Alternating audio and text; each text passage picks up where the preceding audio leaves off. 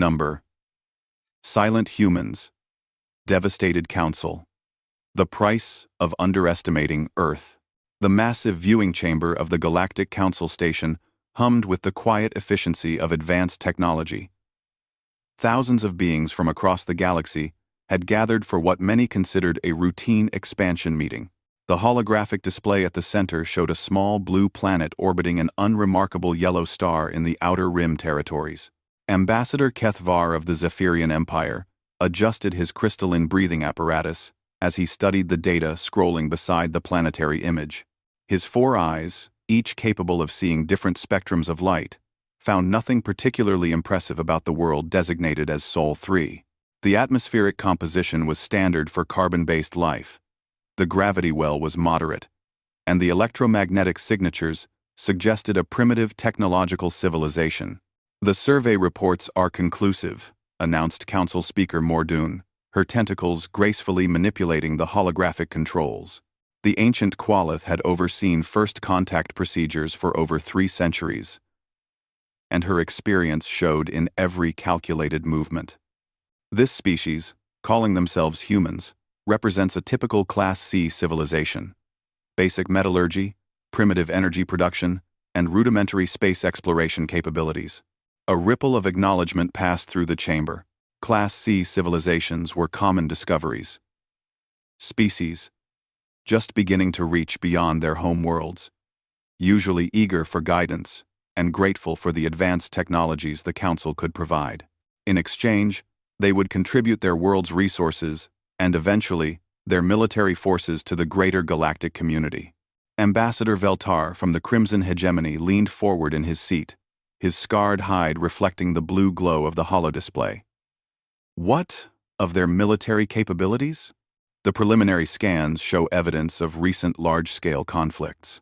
Primitive kinetic weapons, chemical explosives, and basic nuclear fission devices, Mordoon replied, dismissing the concern with a wave of her tentacle. Nothing that poses any threat to even our oldest defensive technologies. Their largest weapons yield approximately 50 megatons, barely enough to damage a Council frigate's shields. Kethvar nodded, his crystalline features catching the light. The Zephyrian military had been looking for new recruitment opportunities, and a warrior species could prove useful, even if their technology was centuries behind Council standards. What of their population and organizational structure? Approximately 8 billion individuals divided among nearly 200 separate political entities, the speaker replied. They appear to be in a state of constant minor conflicts, though they have avoided large-scale warfare for several decades. Their lack of unified government actually works in our favor. It will be easier to establish separate agreements with different factions. The data continued to flow across the holographic displays. Human society appeared fractured and chaotic, with hundreds of languages, thousands of religious beliefs, and wildly varying levels of technological development across different regions. Some areas had barely achieved industrial-level manufacturing, while others showed signs of advanced electronics and computing systems.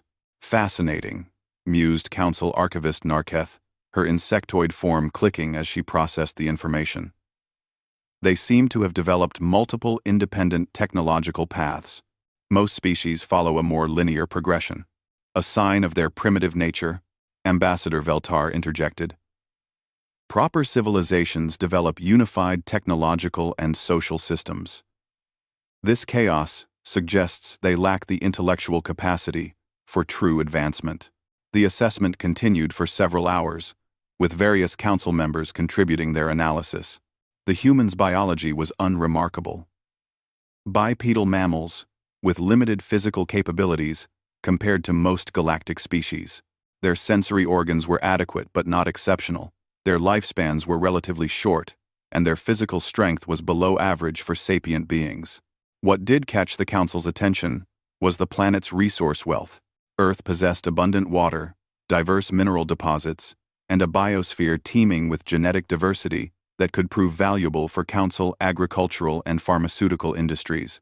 The humans had barely begun to exploit their world's potential, using inefficient methods that left most resources untouched. The integration timeline should be standard, Speaker Mordoon concluded. We will establish contact through their most technologically advanced nations, offer basic council technologies in exchange for resource agreements, and gradually introduce them to galactic civilization. Based on similar species, full integration should take 50 to 75 years. Ambassador Kethvar studied the rotating image of Earth with calculating eyes. What is their population distribution? Urban concentrations could affect our integration approach. Surprisingly diverse, replied the archivist. They have numerous large population centers, but also vast rural areas with scattered settlements. Their transportation networks are extensive but primitive, mostly ground-based vehicles using chemical combustion engines. Their information networks? Asked another council member. Rapidly developing but disorganized, Mordoun replied. They have established global communication systems using electromagnetic radiation and primitive quantum effects. However, the networks are fragmented, insecure, and largely unregulated. It should be simple to monitor and control their information flow once integration begins. The discussion turned to practical matters. Which human governments should they contact first? The preliminary analysis suggested that the larger nation-states, with advanced military capabilities, would be most receptive to council overtures. Smaller nations might resist or attempt to leverage council contact for advantage over their neighbors. We should be cautious about revealing too much initially, warned Ambassador Veltar. Some Class C species react poorly to the revelation that they are not alone in the universe. The psychological shock has been known to cause social collapse. Agreed, nodded the speaker. Limited revelation of galactic civilization, gradual introduction of basic technologies, and careful monitoring of their societal response. The full extent of council capabilities should remain hidden until they have achieved appropriate social stability. As the meeting continued, the council members felt the comfortable satisfaction of routine business. They had encountered hundreds of species like the humans, primitive, but potentially useful, chaotic, but ultimately manageable. The established procedures had worked successfully for millennia, transforming backward civilizations into contributing members of galactic society. What they did not notice, could not have detected with their current scanning technology, were the subtle inconsistencies in the data they had collected. The energy signatures that seemed to indicate primitive power generation were carefully masked readings from far more advanced systems. The seemingly chaotic political structure hid a level of coordination that no Class C civilization should possess. The apparent technological limitations were exactly what they appeared to be. Apparent, but not real. Deep beneath the surface of Earth, in facilities that existed beyond the detection capabilities of council sensors, humans worked with technologies that would have shocked the gathered ambassadors, not because they were more advanced than council capabilities, but because they represented an entirely different approach to scientific development. Where the council had spent millennia perfecting established principles, humanity had taken paths that older civilizations had never considered. The council's confidence in their assessment was absolute. They had successfully integrated over 10,000 species, using the same methods, the same gradual approach, the same careful manipulation of primitive societies. There was no reason to believe that these humans would be any different from the countless other Class C civilizations they had encountered. In the depths of space, Council probe ships began the journey toward the Sol system, carrying the standard first contact packages, advanced monitoring equipment, cultural analysis protocols, and the basic technological gifts that would begin humanity's introduction to galactic civilization. The crews expected routine tours of duty, dealing with a primitive but potentially interesting new species. Back on Earth, in secure facilities that existed in the spaces between what the Council's sensors could detect, humans continued their own preparations. They had known about the galactic civilization for longer than the Council imagined possible. They had studied Council technology, analyzed Council society, and prepared for this moment with the methodical patience that had carried their species from caves to the stars. The trap was set, though the Council could not see it. The bait had been perfectly prepared. A primitive, divided, resource-rich world, populated by beings who appeared weak and disorganized. Everything the galactic civilization expected to find. Everything that fit their established patterns of conquest and integration. What they had not anticipated was that sometimes, evolution took unexpected paths. Sometimes, species developed capabilities that existed outside the established parameters of galactic science. Sometimes, the hunters became the hunted without ever realizing they had entered a trap designed by minds that thought in ways their own cultures could not comprehend. The Council probe ships accelerated toward Earth, confident in their mission and secure in their superiority. Behind them, the vast apparatus of galactic civilization continued its ancient rhythms, unaware that they had just made a decision that would reshape the balance of power throughout the galaxy. On Earth, in those hidden places where humanity's true nature remained concealed, the final preparations began. Soon, the galaxy would learn why humans had remained silent for so long. Soon, the Council would discover the true price of underestimating a species that had spent centuries preparing for this exact moment. The greatest military minds in human history had studied the problem of asymmetric warfare, of defeating superior forces through cunning and preparation rather than direct confrontation. Now, those lessons would be applied on a scale none of them had ever imagined. The enemy was coming, confident in their overwhelming technological advantage, certain of their inevitable victory. They would learn, as so many others throughout human history had learned, that sometimes the greatest strength lies not in what you can see, but in what remains hidden until the moment of revelation. The silence was about to end, and when it did, the galaxy would never be the same again. The Council ships continued their approach, carrying with them the accumulated arrogance of a civilization that had never encountered true resistance. They would arrive at Earth expecting submission and gratitude. Instead, they would find something that their entire worldview said could not exist. A trap so perfectly concealed, so expertly planned, that they would not recognize their peril until it was already too late. The Council probe ship times Meridian's grace times dropped out of quantum fold 3 astronomical units from Earth, its sensors immediately beginning the detailed scans that would guide first contact procedures. Captain Zalthek reviewed the incoming data with practiced efficiency, her 6 manipulator arms working the control interfaces, while her primary consciousness remained focused on the tactical displays. Planetary defenses appear minimal, reported her tactical officer, a young hegemony warrior whose scarlet carapace gleamed under the bridge's ambient lighting. I detect several primitive satellite networks, but nothing that could threaten a Council vessel. Energy signatures suggest basic nuclear weapons deployed on crude ballistic delivery systems. Zalthek nodded, her compound eyes processing multiple data streams simultaneously.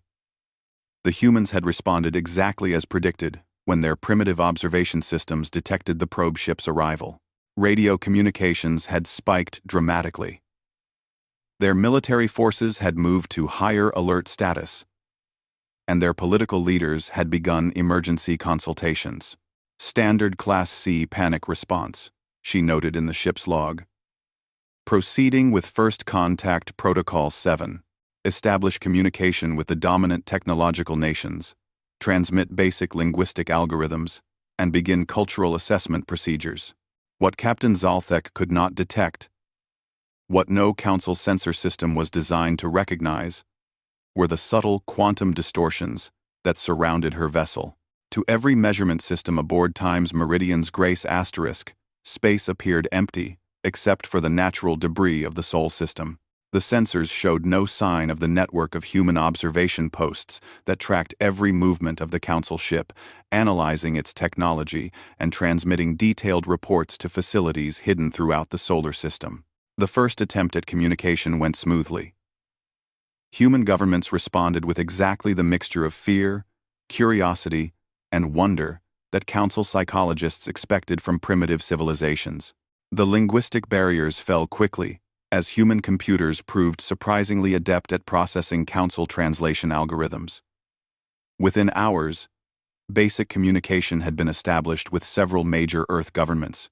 They learned quickly, observed Communications Officer Vendar, his crystalline form shimmering as he processed the incoming transmissions. Their computational systems are more sophisticated than our initial scans suggested. Irrelevant, Captain Zalthek replied. Class C civilizations often develop advanced information processing to compensate for their other limitations. It will make the integration process more efficient. The initial exchanges followed established patterns. Human leaders asked the expected questions about Council intentions, galactic civilization, and available technologies. Council diplomats provided the standard responses: friendship between species, mutual benefit through cooperation, gradual introduction to galactic society. The humans appeared appropriately awed by Council capabilities while maintaining the dignity that made primitive species useful rather than merely subjects for conquest. But beneath the surface of these diplomatic exchanges, subtle inconsistencies began to emerge. Human responses came too quickly, as if they had been prepared in advance. Their questions demonstrated knowledge of concepts that should have been foreign to a Class C civilization. Most disturbing of all, their technology seemed to be improving at an impossible rate. "Captain," reported Science Officer Morthek from her analysis station, "I'm detecting anomalies in the human technological development. Their satellite networks have been significantly upgraded since our arrival. The improvements should have taken months with their primitive manufacturing capabilities. Thanks for watching. I see you now next time." Zalthek studied the sensor readings with growing puzzlement. The data showed clear evidence of technological advancement, but at a pace that violated everything the Council understood about primitive civilization development.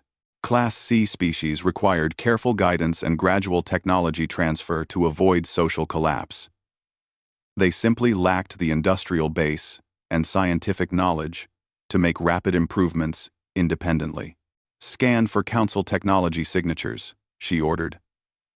"Perhaps they are reverse engineering our initial contact gifts more quickly than anticipated." The scans returned negative.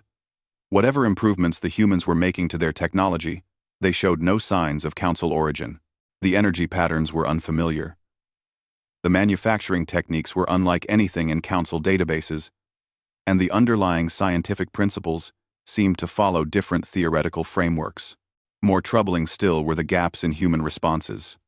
When Council diplomats attempted to gather detailed information about Earth's military capabilities, industrial capacity, and resource distribution, human officials provided answers that were cooperative but somehow incomplete. The data they shared was accurate as far as it went, but it felt like only part of a larger picture. "They are hiding something," observed Tactical Officer Carven during one of the bridge briefings. "No Class C civilization has ever been this selective in their information sharing." Captain Zalthek found herself agreeing, though she could not identify what the humans might be concealing. Their planet showed all the expected signs of primitive development. Their cities were growing, but not extraordinarily advanced. Their manufacturing centers operated within expected parameters for their technological level. Their military forces, while numerous, posed no conceivable threat to Council vessels. The breakthrough came 3 weeks after initial contact, when the probe ship's long-range sensors detected energy signatures from the outer planets of the Sol system. The readings were faint, barely detectable even with Council equipment, but they suggested industrial activity in locations where no human presence should exist. "Launching deep survey probes," announced Science Officer Morthek. "If humans have established outer system facilities, we need to understand the extent of their actual capabilities." The probes raced toward the outer planets, their advanced sensors designed to penetrate any concealment technology that Class C civilizations might possess. What they found defied every assumption the Council had made about human development. The asteroid belt contained massive industrial complexes, their construction methods unlike anything in Council databases. The moons of Jupiter hosted facilities that appeared to be conducting advanced scientific research. Most shocking of all, Saturn's rings showed clear signs of large-scale mining operations that had somehow escaped detection during the initial system surveys. "This is impossible," whispered Morthek as she studied the incoming data. "The energy expenditure alone should have been visible from interstellar distances. How could we have missed industrial operations of this magnitude? Axis. IMA. Captain Zalthek stared at the tactical display with growing alarm. The humans had not just hidden their true capabilities. They had hidden them so effectively that Council sensor technology, refined over millennia of galactic exploration, had completely failed to detect them. This suggested either impossibly advanced stealth technology or a fundamental flaw in Council understanding of how primitive civilizations developed. Recall all probes immediately, she ordered. Establish quantum communication with Council Command. We may have seriously misjudged this situation. But as the communication systems engaged, the Council crew discovered another disturbing truth. Their quantum transmissions were being intercepted, analyzed, and somehow filtered before reaching their intended destinations. The messages that Council Command received were subtly altered versions of the Times Meridian's Grace Asterisks reports, carefully edited to maintain the impression that humanity was exactly what it appeared to be. The realization struck Captain Zalthek like a physical blow. The humans were not just more advanced than initially believed. They were actively manipulating Council perceptions, controlling the flow of information with a sophistication that should have been beyond any Class C civilization. The implications were staggering. Captain, reported Communications Officer Vendar, his crystalline form flickering with agitation. I'm detecting massive data flows throughout the human information networks. The volume and complexity suggest computational capabilities far exceeding our initial estimates. The pieces began falling into place. The humans had not been surprised by Council contact because they had been expecting it. Their rapid technological improvements were not improvements at all, but the gradual revelation of capabilities they had possessed all along. Their cooperative attitude was not the submission of a primitive species, but the calculated response of beings who were playing a game the Council did not even realize had begun. Full sensor sweep of the Earth, Zalthek ordered, her voice tight with growing dread. Maximum power. All frequencies. I want to know what they've been hiding. The results of the deep scan would have been impossible to believe if they had not been recorded by Council instruments. Beneath the surface of human civilization, hidden by stealth technology that surpassed Council capabilities, lay industrial and military complexes of staggering scope. The primitive cities were merely facades, concealing underground facilities that stretched for thousands of kilometers beneath Earth's crust. The human military was not limited to the surface forces the Council had catalogued. Deep beneath the oceans, massive installations produced weapons systems that followed theoretical principles Council science had never explored. The energy readings suggested manufacturing capabilities that could produce fleets of vessels in the time it would take Council shipyards to complete a single frigate. Most disturbing of all were the readings that suggested humans had been conducting interstellar operations long before Council contact. The energy signatures matched evidence of technological activity detected in dozens of star systems over the previous centuries. Activities that Council investigators had attributed to unknown natural phenomena. They have been watching us, Captain Zalthek realized with growing horror. Not for months or years, but for centuries. They know everything about Council technology, Council society, Council military capabilities. We have been completely transparent to them while they remained invisible to us. The tactical implications were overwhelming. If humans possessed the ability to remain undetected by Council sensors, if they had been conducting covert operations throughout Council space, if they commanded industrial capabilities that dwarfed what they had revealed, then the entire foundation of Council power was at risk. Captain, reported Tactical Officer Carven, I'm detecting movement throughout the Sol system. Multiple contacts approaching our position. They appear to be human vessels. The ships that emerged from concealment around Times Meridian's Grace Times represented technology that challenged every assumption the Council had made about the limits of scientific development.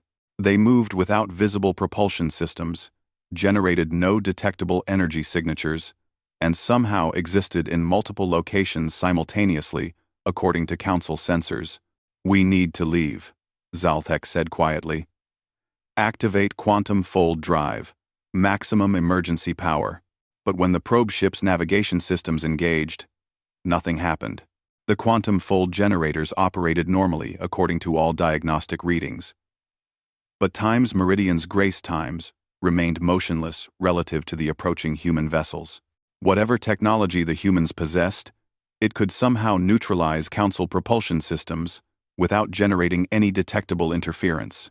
"Captain," communications officer, Vendar reported, his voice carrying undertones of panic, receiving transmission from the human vessels.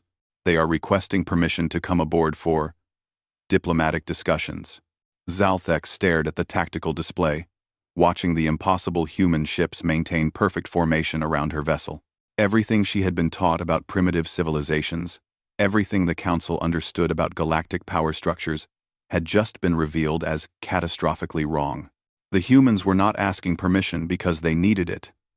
They were asking because they were offering Captain Zalthek and her crew the courtesy that civilized beings extended to each other. The terrifying implication was that they could have simply taken what they wanted at any time. The trap had been sprung, and the Council probe ship was completely at the mercy of beings they had dismissed as primitive and harmless. The greatest military civilization in the galaxy had just discovered that they were, quite possibly, not the greatest military civilization in the galaxy at all.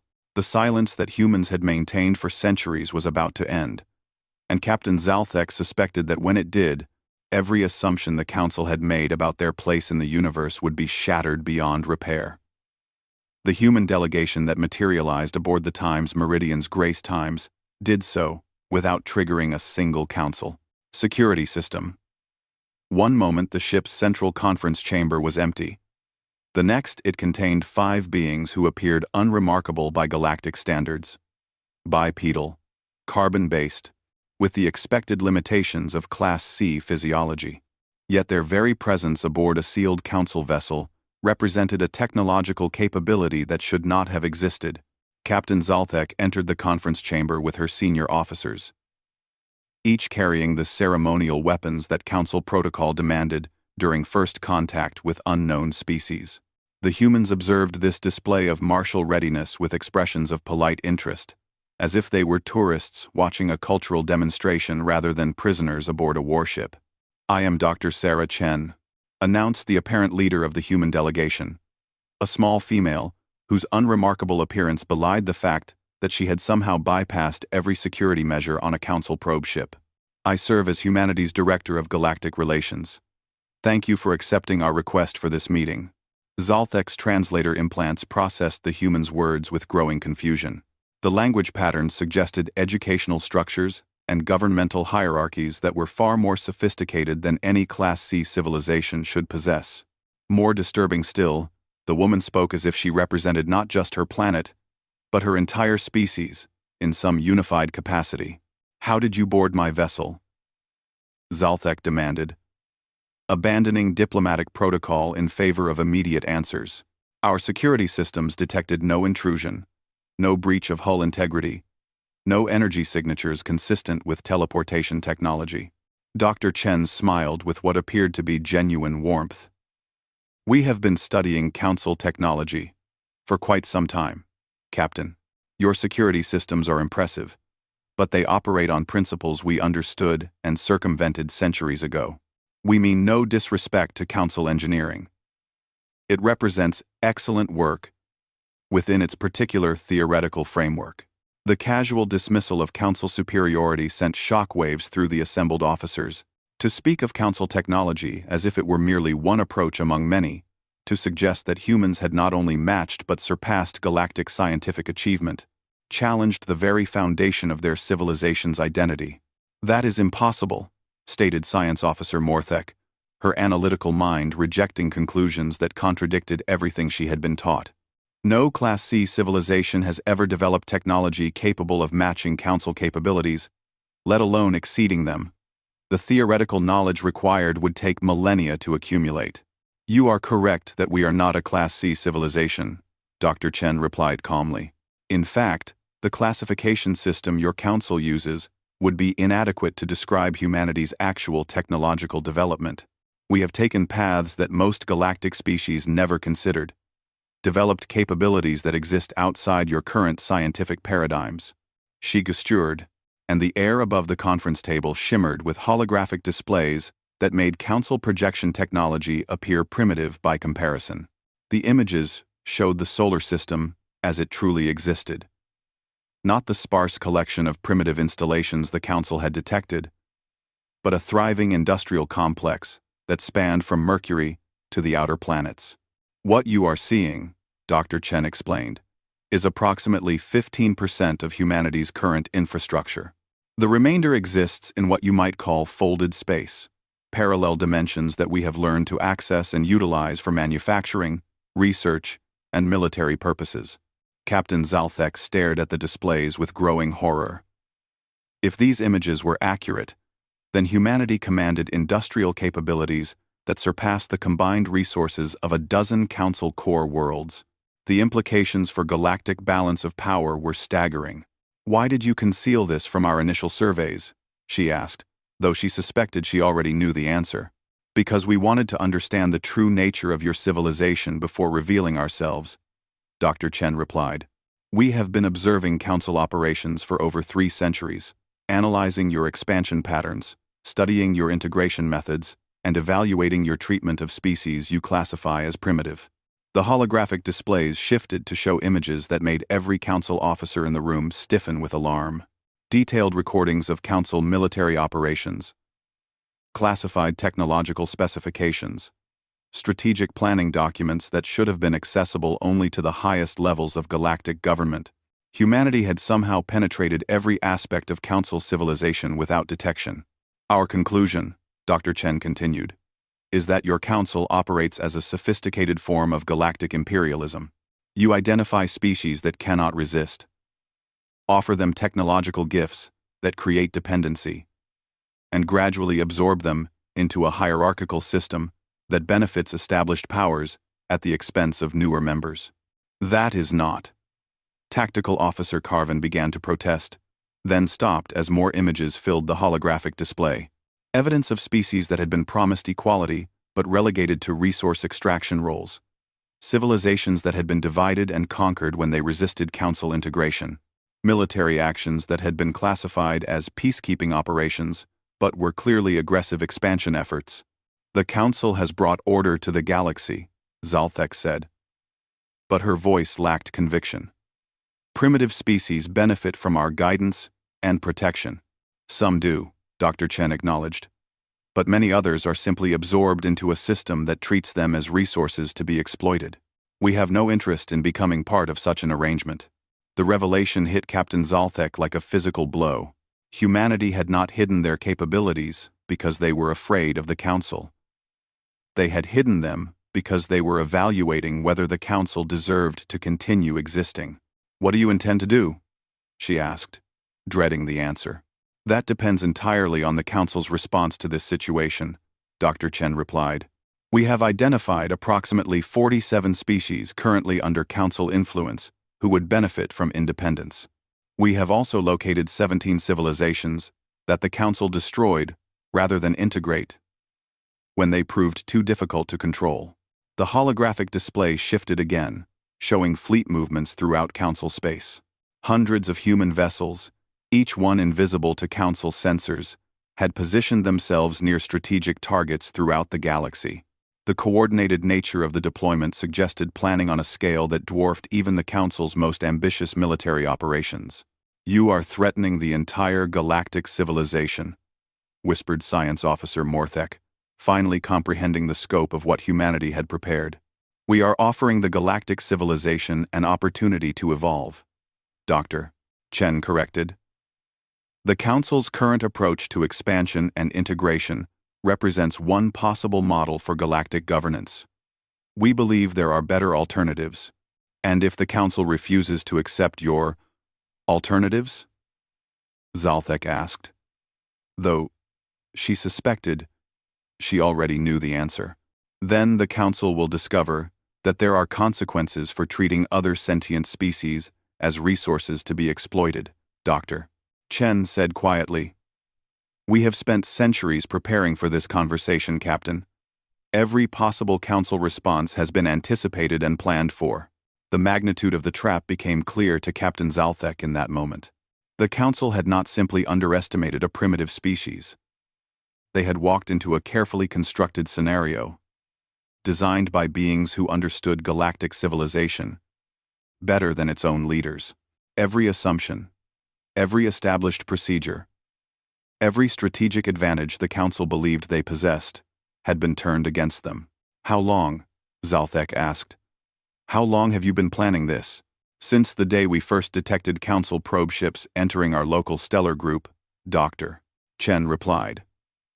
"We recognized the signs of an expanding Imperial system and began preparing accordingly. That was approximately 400 years ago." The timeline sent shockwaves through the Council officers. Humanity had been preparing for this confrontation since before most galactic species had developed spaceflight. They had spent centuries studying, planning, and positioning themselves for a conflict that the Council never realized was coming. "What happens now?" Captain Zalthek asked, her tactical mind already recognizing that resistance was impossible. Her single probe ship was surrounded by vessels that represented technology beyond her understanding. And every Council facility in the galaxy was apparently under similar threat. "Now," Dr. Chen said, "we wait for the Council's response. Your ship will be permitted to return to Council space with a complete record of this encounter. Your leaders will be given time to evaluate the situation and decide how they wish to proceed. And if they choose to fight," Dr. Chen's expression grew sad, "then they will discover that sometimes the greatest military victories are achieved not through superior force, but through superior preparation and understanding of one's enemy. We know everything about Council military capabilities, Council strategic doctrine, and Council political structure. You know almost nothing about ours." The holographic displays shifted one final time, showing images that crystallized the hopelessness of the Council's position. Human facilities throughout Council space, hidden in plain sight for centuries. Infiltration of every major government, every military command, every strategic installation. Most devastating of all, evidence that key Council technologies had been subtly modified over decades to include vulnerabilities that only humans could exploit. "You have been inside our systems for centuries," Zalthek realized with growing horror. "Every ship, every weapon, every defense grid has been compromised. We prefer to think of it as preparing for diplomatic negotiations from a position of strength," Dr. Chen replied. "We have no desire for unnecessary destruction, Captain. But we will not permit the Council to continue treating other species as subjects rather than equals." Chen replied, "Worley 1. Chen replied. The meeting concluded with arrangements for Captain Zalthek's return to Council space. As the human delegation prepared to leave, Dr. Chen offered one final observation. "Your civilization has achieved remarkable things, Captain. Your science is impressive. Your engineering capabilities are admirable. And your social organization has brought stability to much of the galaxy. But you made one critical error. You assumed that technological development follows predictable patterns, that primitive species remain primitive until you guide their advancement." She paused at the conference chamber's exit. Humanity chose a different path. Instead of following established scientific principles, we explored alternatives that older civilizations had rejected or never considered. Instead of developing visible capabilities that would attract attention, we learned to remain hidden until we were ready. Most importantly, instead of assuming that might makes right, we developed strength specifically to protect the weak from those who would exploit them. The humans vanished as mysteriously as they had arrived, leaving the Council officers alone with the devastating knowledge of their civilization's true position. The galaxy's dominant power had just discovered that they were no longer dominant, that their expansion had been monitored and evaluated by beings they had dismissed as primitive, and that their entire way of life hung in the balance of decisions they had never realized they were making. When the Times Meridian's Grace Times returned to Council space 3 days later, it carried with it the seeds of either galactic transformation or galactic war. The choice belonged to the Council, but the consequences of that choice would be determined by beings who had spent centuries preparing for this exact moment. The age of silent observation was over. Humanity had revealed itself to the galaxy, and nothing would ever be the same again. The Council faced a simple choice: evolve or be replaced by a species that had learned to be everything they were not. Patient instead of aggressive, hidden instead of obvious, protective instead of exploitative, and most dangerously of all, better prepared for the conversation that would determine the future of galactic civilization. The price of underestimating Earth was about to be paid in full, and the cost would be measured not in ships or territories, but in the fundamental assumptions about power, progress, and the nature of civilization itself that had guided the galaxy for millennia. The devastation would be complete, not because humanity sought to destroy, but because they had demonstrated that everything the Council believed about their own supremacy was simply catastrophically wrong.